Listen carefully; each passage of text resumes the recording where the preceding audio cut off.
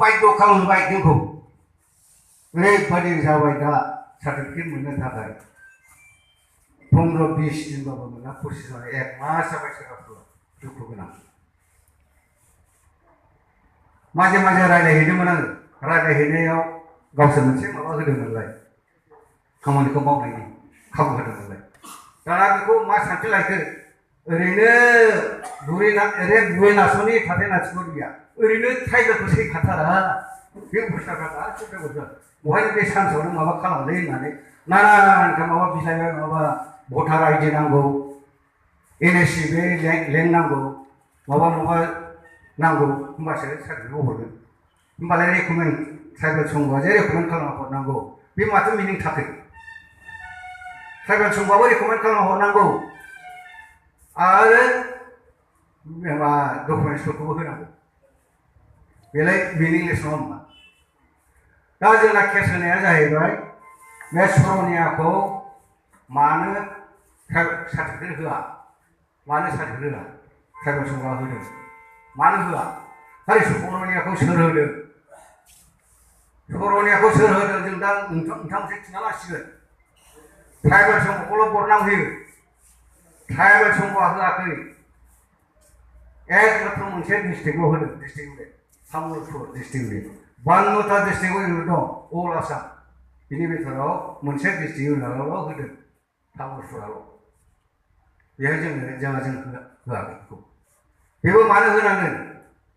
प्रमिला जोंहा बै समाव WPT मिनिस्टार WPTआनो गासिबो बिनि माबा दा WPT मिनिस्टार हिसाबै बे 500खान स्कलारशिप सर'निया कसारिफोरनो हरदों 500खान स्कलारशिप हरदों बिसोर 500खान स्कलारशिपआव बिसोर लानानै थांबाय बिसोर आरामसे फिलाप खालामबाय दाना मोनसे खहा फिलापआव दङ कास्ट सार्टिफिकेट नांगौ होनबासो स्कलारशिपखौ मोनगोन दाना कास्ट सार्टिफिकेटखौ बहा मोनो कास्ट सार्टिफिकेटआव ट्राइबेल संघनाव लायनांगौ जाहैबाय दाना बिसोर लांफैबाय जोंथ' होनबाय जोंखौ हरा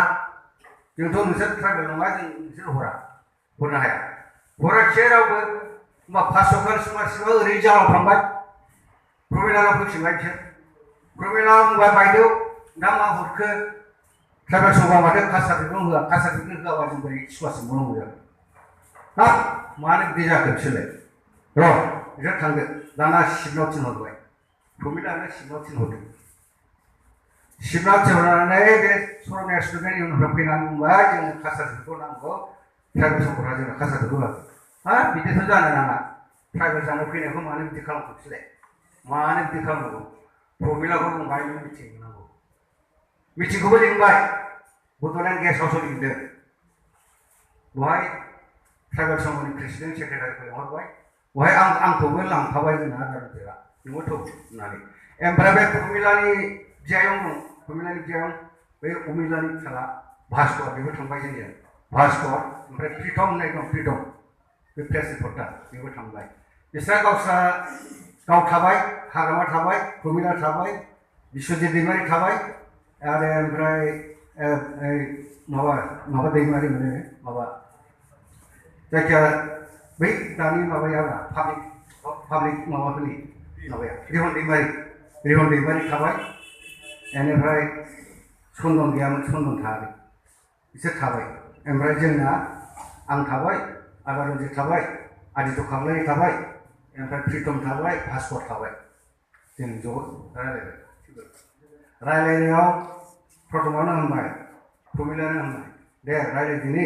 जिनिसाथ' ओरैबायदि सर'नियाफोरनो कास्ट सार्टिफिकेट होनायनि सायावनो जों रायलायनो नागिरदों बहाय ट्राइबेल संघआ मा होनो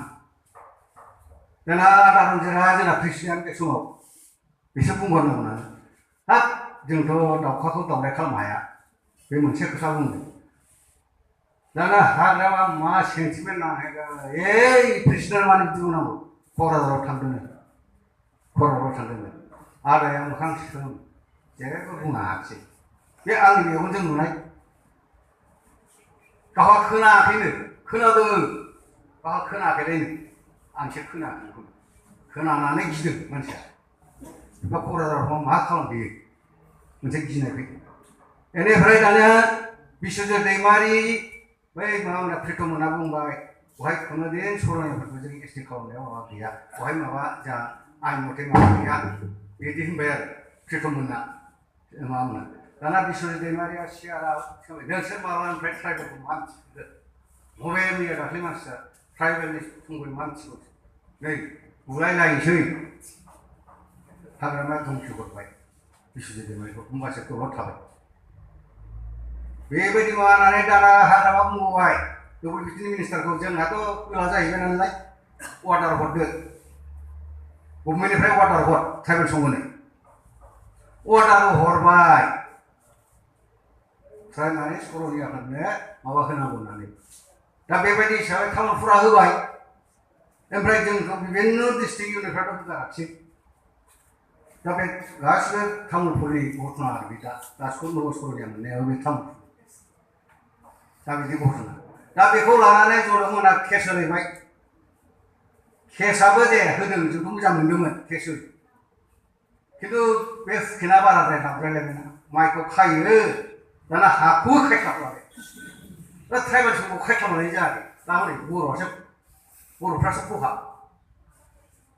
खहा जागासिनो दं दा सोरबा साख्रि ओंखारबा दा इमिडियेट दा दख्लासेयाव हरनो हाया कास्ट सार्टिफिकेट गैया नालाय दा बिदि जागासिनो दं जोंहा दा थाङै केसआ 7 तारिखआव मोनसे डिसिसन जागोन बेखौ आं दाख्लै सासे बुंहरदों बिसोरो दाबो एफिडेभिट होआखै अर्थात जनग्लामोनजों दाबाव देखेबजों बिसोर केस होदों बिसोर एफिडेभिटखौनो होनो हायाखै बिसोर एफिडेभिट होनो हायाखैबा 7 तारिखआव जोंना केसआ डिसमिस जोंहा होफिननाय जासिगोन आरो दा बे जानानै पजिसना ओंखायनो जोंना बर'फ्रा ओरैबायदि गावजों गाव लथार दस्राजोंबोथ' हाया केसआथ' होबाय केसआबोथ' जेनबाय नायबाय मालाय बिसोर रेकर्डफोरखौ बिहरजोब्बाय गासिबो बिफाया बर'सो नगर सर'नि बिफाया बर'सो टाइटेलानो जोंबा मा होनबा बहा मावनांगौ जाखो बर' मानिथ' ट्राइबेल दा बे जेनबाय दाना दा बेबायदि पजिसन जाबाय थादों आरो जों केसखौ होबाय दा ट्राइबेल समखौलाय मानो होनांगौ जाखो होबाय थाथोंना सार्टिफिकेट होबाय थाथोंना ट्राइबेल समखौ होबाय नालाय ट्राइबेल समखौ उन्दुसबनांबाय दा थाबाय डिसिया हरबाय दा डिसिनि सार्टिफिकेटखौ हरदों नुबाय नोंथांमोना एकदम टेम्परारि कुवाइट टेम्परारि जोंबा मा खालामनो सानदों जाथिखौलाय दा माने गावजों गाव रायखुमालायनायसो जायो बुंखुमालायनायसो जायो बुंखुमानाङामोन गावस्राबो सेन्टिमेन्ट थानांगौमोन खिन्थु बे सार्टिफिकेटखौ मोननाय माबानायनि आगय जों हरनायनि आगय दावराव देख्रेबा थांनानै सेरफांगुरियाव बुंहैदों जाहैबाय नोंथांमोनाबो सार्टिफिकेटखौ माबा लाखादो जों केस होनोसै केस होबा मोननाय नङा गावहाबो लाखाबावबाय फिसानि आंथ' बिदि होनना मिथियोब्ला हरहोआमोन बेखौ बेनो दाना 7 दिननि उनाव है बिमारबाय स्टप होमबा बे दावरावआ गावखौनो सिन्था खालामो मालायखौ सिन्था खालामो होमबा बेबायदि जुदि लिडार जानांगौबा बेबायदि माबा जानांगौबा जों बिनिफ्राय मा मोननांगौ ओंखायनो आंनिबा ओरैबायदि सानदों एबार लिडारा एसे चेन्ज जायाब्ला खिन्थु बर'आ गैला जोब्बाय बर'आ गैला दा एक्सुवेलि बड'लेण्ड डिमान्ड खालामदों बे बड'लेण्डखौ जों बै 6टा जनगोष्ठीसो बानायनाय होनाय जानोसै बिसोरसो सालायगोन आरामनो बड'लेण्डखौ बिसोर सालायगोन होमबा जोंहा बै मानसि थै बुंलायनाय इसिबां मानसि थैबाय इसिबां मानसि बुथारजाबाय बे जोंहा बहा मा थाखो मा मिनिं थाखो बेलाय ओंखायनो आंनि खावलायनाय नोंथांमोनाबो गावबागाव माबाखौ एसे भिउखौ गावबागाव भिउखौ होयोब्ला नोंथांमोननि जुदि माबा मोनोब्ला जोंथ' बिटिएडिआ जों आवगायसिगोन जों सुप्रिम कर्टआव होखागोन बेहाय प्रेसिडेन्टआ बुंहरगासिनो दं नोङो इमिडियेट माबाखौ लिंदो मिटिं कल खालामदो मोनसे कनभेनसन बायदि बहा लानाय जायो